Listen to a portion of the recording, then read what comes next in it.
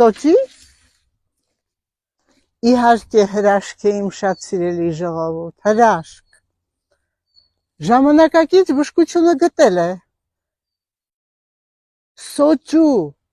տերևները արտադրում են այնպիսի ֆիտոցիդներ, որոնք շատ առողջարար են այն հիվանդներին, որոնք ունեն տուբերկուլոզ, որոնք ունեն ալերգիա, որոնք բրոնխային ասթմա ունեն, որոնք թոքային հիվանդություններ ունեն, նրանց տակ գտնվող